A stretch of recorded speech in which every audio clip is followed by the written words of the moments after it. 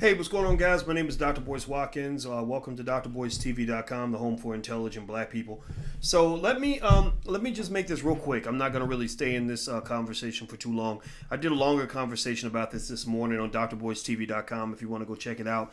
But I wanted to spark a little bit of a discussion amongst intelligent Black people about two really talented artists by the name of Megan Thee Stallion and Cardi B. So Cardi B and Megan Thee Stallion basically, put together this video that was really good actually in terms of talent and hip hop, straight lyrical skill and stuff like that. And the video, I think it was called WAP or something like that. And so I'm going to just sort of give you something to just think about. You don't have to agree with me. I'm not telling anybody what they can and cannot do or should and should not do.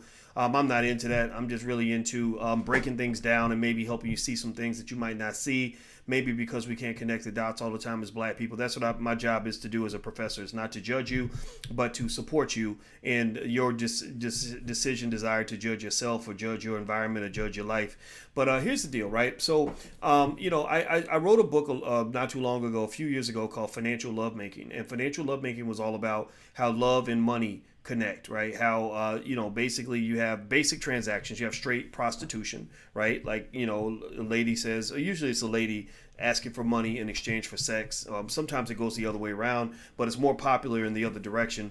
And then you have more subtle transactions, right? In terms of women being more attracted to men who have more money. I'll just say I'm not a broke man. I'm not a broke man. That's all I'll say. I don't really talk about my financial business like that, but but I noticed that when I wasn't as broke as I was in grad school, I suddenly became a lot more handsome when I wasn't broke anymore. When I was not a broke man, I suddenly became a more handsome man. And y'all know I'm only mediocre. I'm alright, but I ain't as handsome as some women have tried to convince me that I am.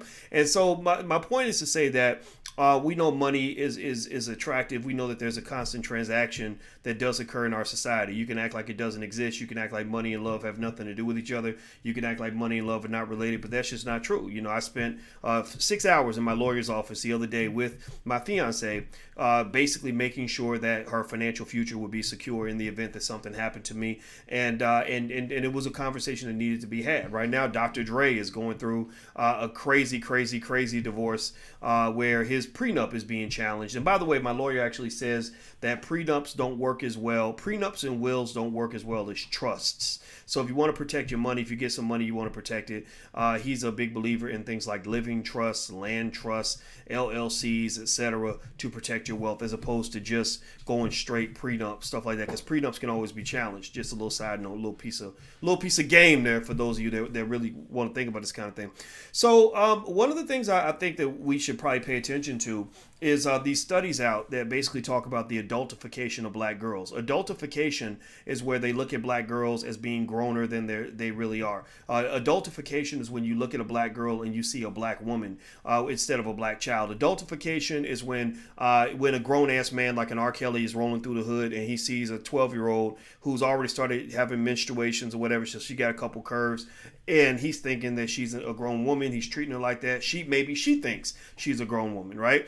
And so I talk about that because when I study what's going on in the community, and I pay attention to what children are talking about, what little girls are paying attention to, because I got little girls in my house. I like to be in tune with their environment. They really look up to people like Cardi B and Megan Thee Stallion. The time where I actually found out about Megan Thee Stallion was from a 12-year-old. A 12-year-old told me who Megan. I was like, why is she a stallion? Like, is she a horse? Like, I don't get that. Why is she called But anyway, I wasn't judging. I was just being old. I was just being an old man who's trying to figure out what the fuck's going on. So I said, like, okay, why is she calling herself a stallion? I get so she's probably like got a big booty or something, because that sounds like a name you would come up with, like a stripper name if you got a big booty, whatever. So here's the deal. So they do this video, and I pay attention to what Black people consume. I pay attention to what we're thinking about, because the thing is, Black people are influenced by media more than anybody else. And so little girls are memorizing these lyrics. Like, little girls are watching these videos. Little girls are learning womanhood from Cardi B and Megan Thee Stallion to some extent. Now, you might think that that's not true. You might think that shouldn't be true. You might think that their parents should be teaching them more than the rappers. And we all agree on that 100%. But I will just tell you, the same way little Black boys learn how to be thugs from watching rappers. The same way little black boys end up imitating male rappers, whether it's gun toting.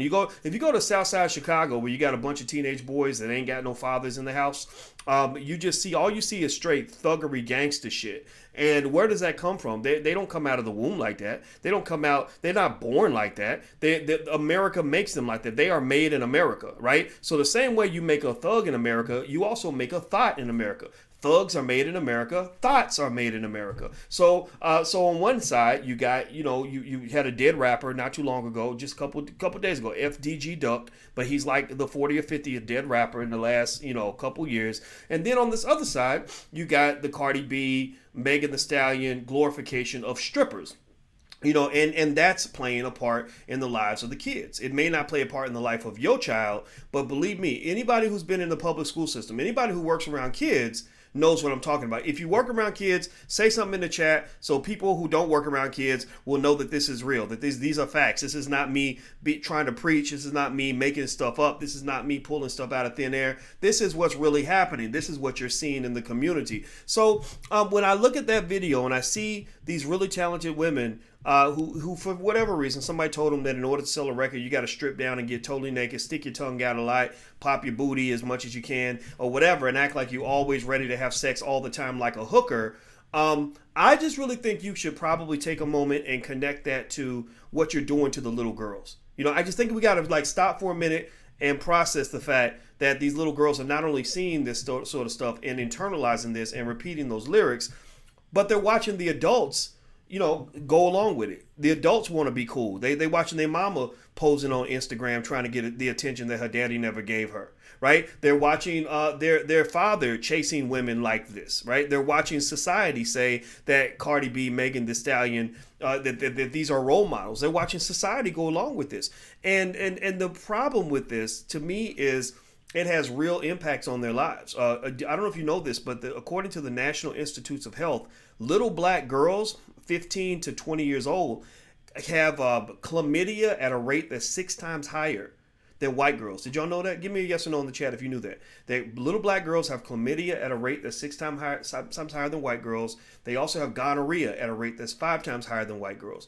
And a lot of this is deeply connected to the mass promotion of extreme sexual behavior to young children, where they really think they're ready for that. They really think they're ready at 12, 13 years old to start doing stuff with a grown man that they really ain't ready for. And then also they're being trained at an early age that money and sex are connected. That basically, if a man's got some bands in his bank account or M's in his bank account or whatever the word is for money, they might call it cheddar, cheese, Gouda, maybe they call it something else now, right? If he's got money in his bank account, then he deserves access to your body. And so I encourage you to listen to the lyrics. So what you have here is the teachers have been replaced by the strippers. Seriously, your leaders have been replaced by the hoes and the thoughts and the thugs. And that's why, and so this is all made in America, because we know black people don't market this. Black people don't choose what's going to be mass marketed or not. This is all in the hands of mostly white-owned corporations. This is white supremacy 101, right? Just watch it right before your eyes. They will promote the negative before they promote the positive. They will promote what sells before they promote what heals. They will promote things that feed into your whatever toxicity you've consumed from the trauma you've experienced. They will feed that toxicity, feed that trauma, feed those addictions, as opposed to helping you heal from those addictions. So I'm maybe that's my job. Maybe I'm a healer. Maybe I'm part of the resistance. Maybe I'm supposed to be the guy who's going to get thrown out by the people who think that I'm not being cool enough or whatever.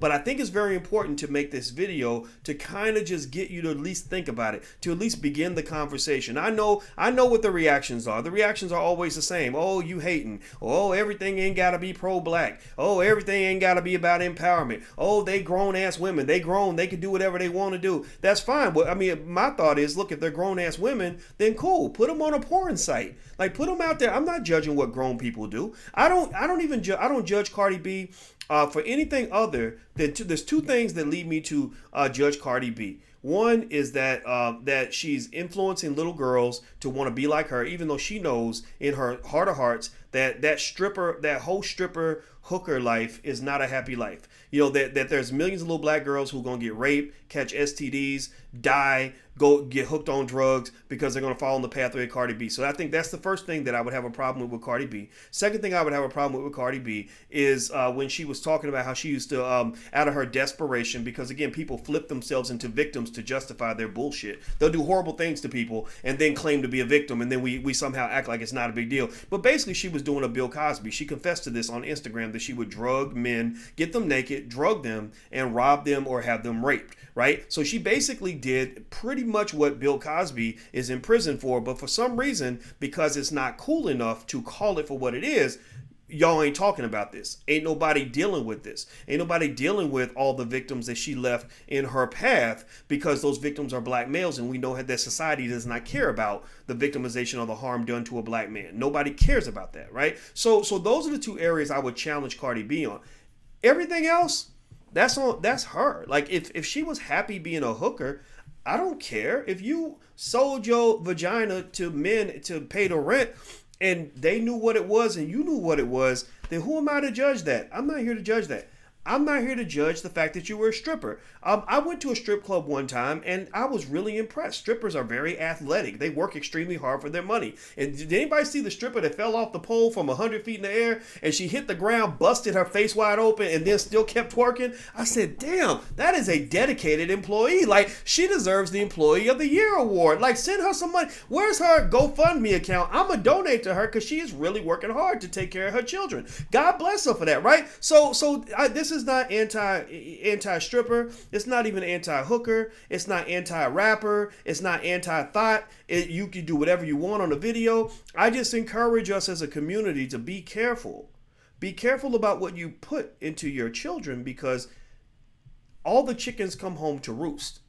Everything that you do in front of the kids is going to eventually shape how they make choices later in life.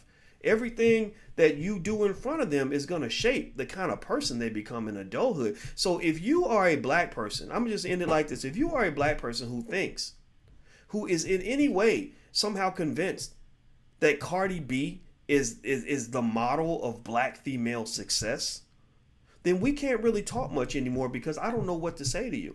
I think even Cardi B would agree with me that her life has not been a pleasant life. She just got lucky. She won the fucking lotto.